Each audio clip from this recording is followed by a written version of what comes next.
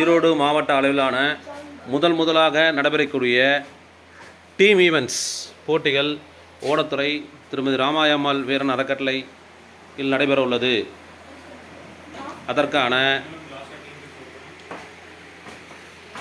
arrangements